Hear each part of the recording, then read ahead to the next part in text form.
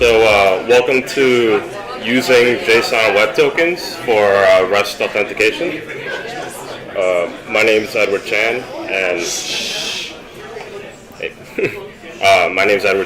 and I'm really excited to speak to you guys about one of the topics that really got me into decoupled architecture. So let's get started. Can you get closer to the mic? It's hard to hear. Oh yeah, sure. Okay, is this better? Yes. Cool. So a little bit about me. I'm a Drupal developer at MediaCurrent, and I've been working with Drupal since 2012. And during these few years, I've had experience building backend services in Drupal 6, 7, and 8. I can also be found on the internet as Edward Chiapet. Long story, but if you guys want to know more, I'm willing to explain that story after this session. So a little bit about MediaCurrent. MediaCurrent is an agency that helps organizations build highly impactful and elegantly designed Drupal websites. So if you guys have any questions about what we do, feel free to reach out. We're really friendly. So here's our agenda for today. I'll be starting with introducing what JSON web tokens are, and then I'll be moving on to how it works, so the authentication process and how to use them. Then I'll be moving on to explain how to do that in Drupal briefly, and then finally I'll be comparing JSON web token authentication with other methods.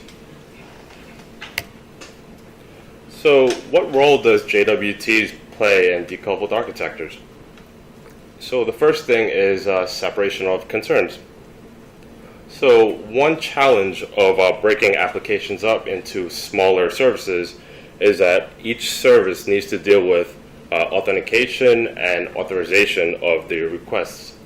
So for example, an authentication server and a resource server, they both have to handle, they have to kind of keep track of who gets access to their services.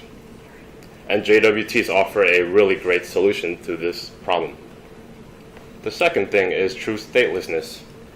So by default, tokens are stateless. So that means that no session state is stored on a server. And with JWTs, true statelessness can be achieved. I'll be explaining a little bit more about this in a little bit. And the third thing is flexibility. So tokens would be able to generate anywhere. It could be its own server. It could be on its on the resource server. So there's a lot of flexibility with that. So what are JSON web tokens? So this is a definition pulled from the JWT website, which I encourage all of you to check out if you haven't done so already.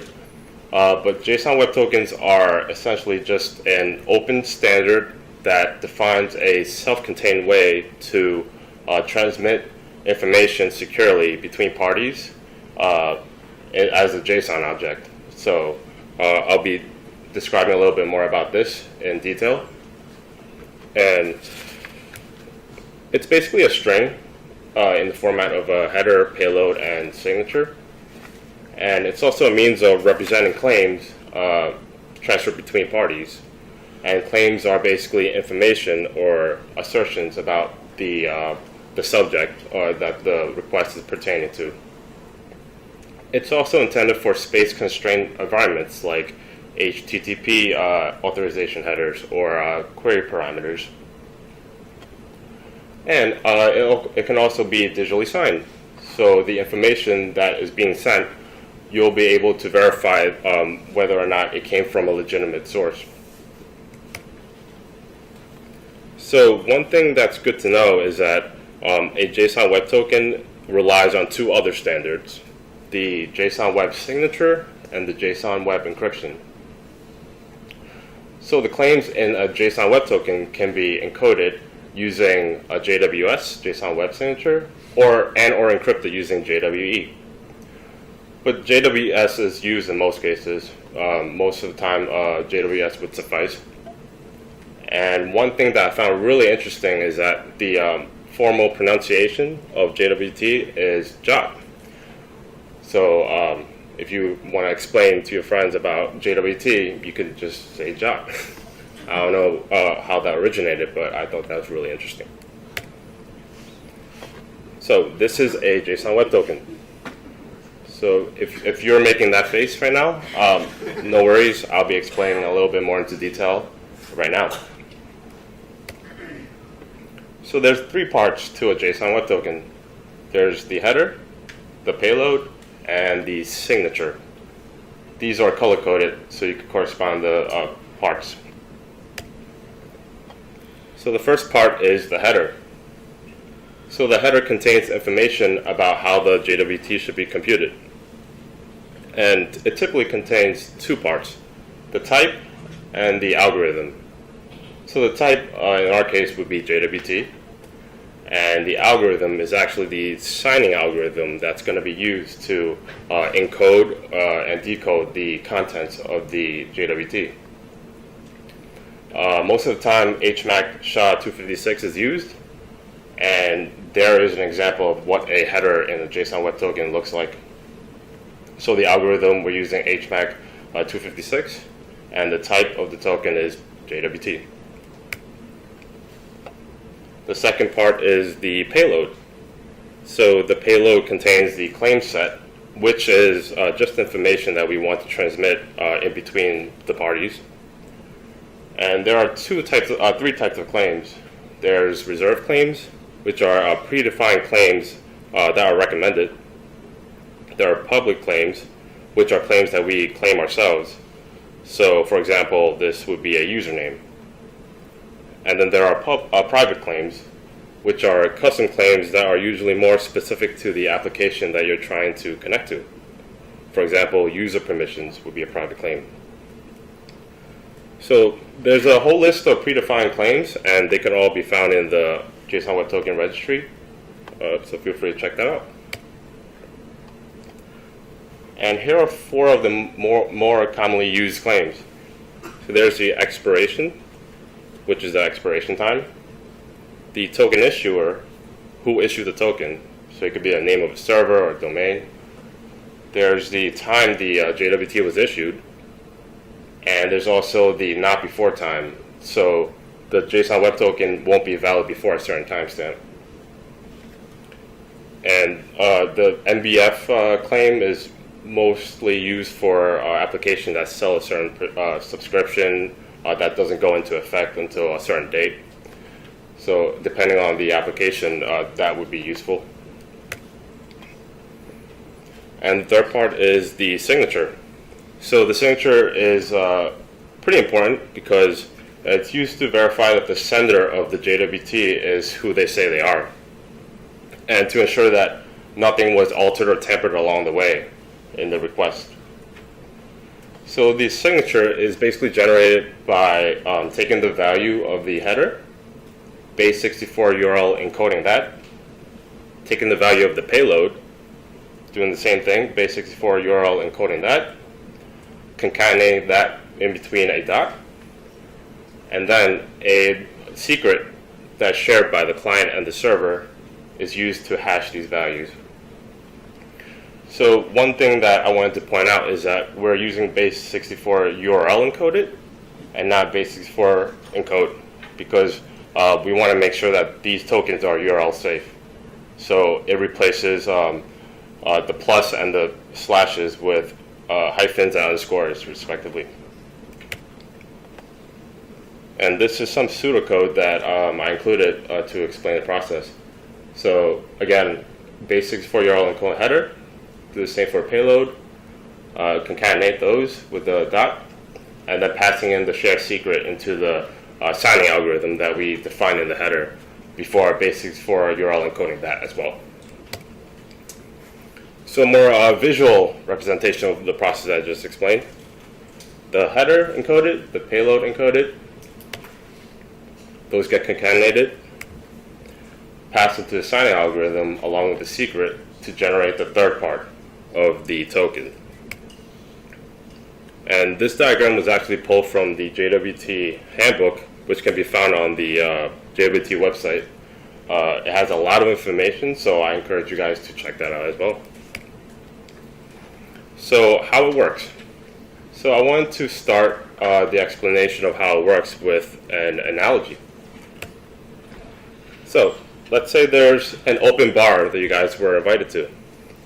You have to be on a list to get in, and you can't get in without being on a list. You can't just walk in. So you wait in line, and then you eventually encounter the bouncer, really intimidating bouncer, with a list. So in this case, the bouncer would be the server, and then the list would be the database.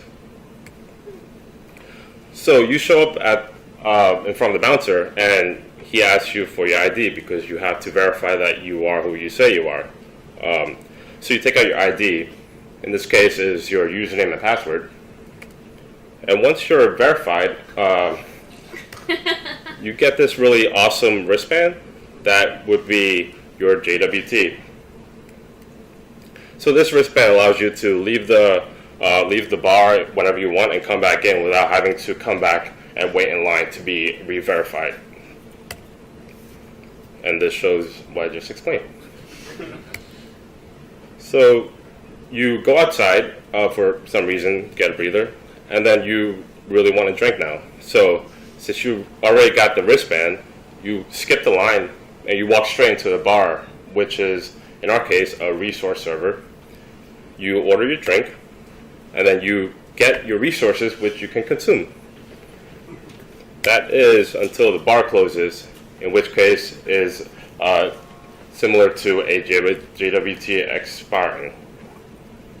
So I wanted to kind of use that as a preface to explain something in the real world, like the process of how it works. So you have a browser and a server. The user logs in with the username and password, and once those credentials are verified, the JWT gets returned back to the user. For each subsequent request that the user makes, they have to include the JWT in the header. And basically, the server would decode the first and second parts, the header and the payload, and run the algorithm again to generate the signature and verify if the signature that was generated matches the signature that was received in the token. So how does JWT protect our data? So it's used to verify the authenticity of the source that sent the data. And in order to protect our data even further, we have to set short expiry times. So if the token was stolen or leaked in any way, it won't be valid for that long. Also, retrieving a new JWT would require a refresh token. So you would have a token that once the JWT expires, they would have to retrieve and fetch a new one. And one thing of note is that a signed JWT does not hide or obscure data in any way. It encodes it, but it doesn't encrypt it. So encoding means that it's representing the values in a different format versus encrypting, where it's trying to hide and obscure the data. And if you want to encrypt the data, you would use JWE. So using JWTs to authenticate REST in Drupal. So there's this really awesome module that I've used. It's the JSON Web Token Authentication module. And it depends on the key module to manage the secrets. So the secrets that are shared between the client and the server. It also has two sub-modules. The issuer module, which provides an endpoint to generate the JWTs, and a consumer module, which authenticates those JWTs that were received and issued by the issue module.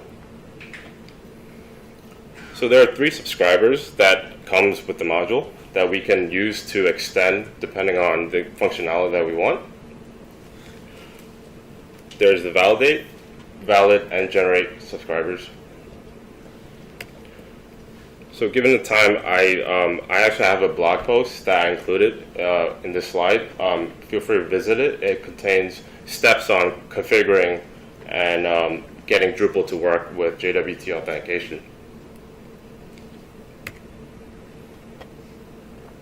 Another thing that I want to talk about is the JWT debugger.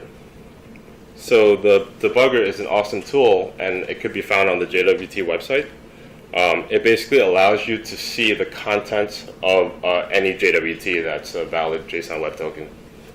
And what you would do, you would just paste it in the encoded section of the page. And on the right side, it will decode and show you all the information for that token. It also takes in a secret, which you can use to verify whether or not that secret works with the token that was passed in. So comparing JWTs with other methods of authentication.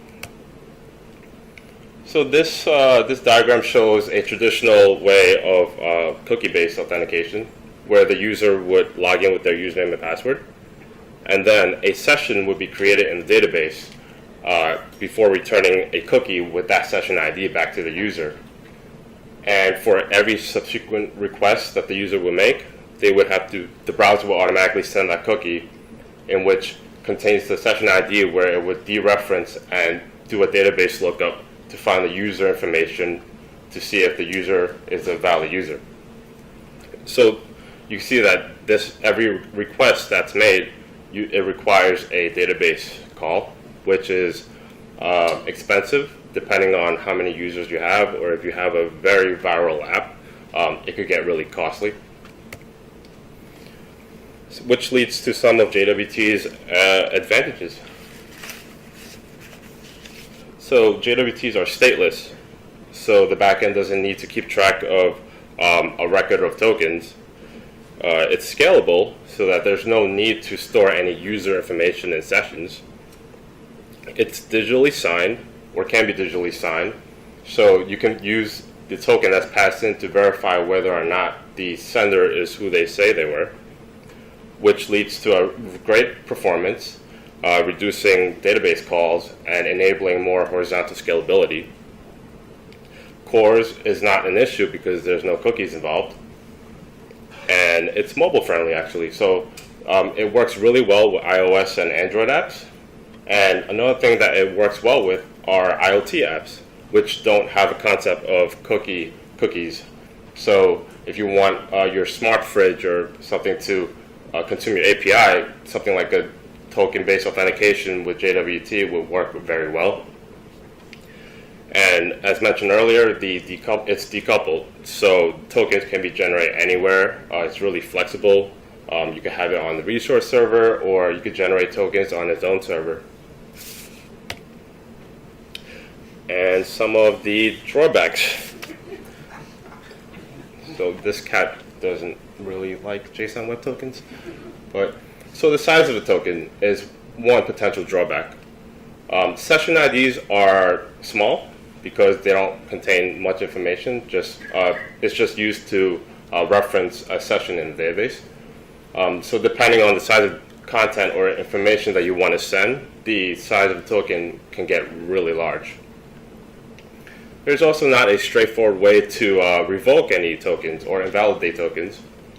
One way would be creating some sort of blacklist, but that also would require you to hit a database at least once. And the last thing is single-page applications. So this is not really a drawback, but it's more of a cautionary statement. So if you use local storage to store JWTs, you're subject to, not over yet, you're subject to cross-site scripting attacks. So if someone injects some sort of script into your page, they can read your local storage and have access to your JWTs, which is unsafe. You can store a JWT in a cookie actually, and pass that. So one common misconception is that a lot of developers avoid storing things in cookies because they assume that you would be hitting the database every time because the browser sends cookies natively, but that's not the case. You can store a JWT in a cookie and then use that to reference whoever the sender was and get the information from there. But one thing about sending cookies is that you can also be attacked, like CSRF attacks are susceptible. But you can also set a flag like HTTP only to make sure that the cookie can only be read by the server and not any external scripts. So there's some advantages and some drawbacks depending on what you need for your application. And that's basically it.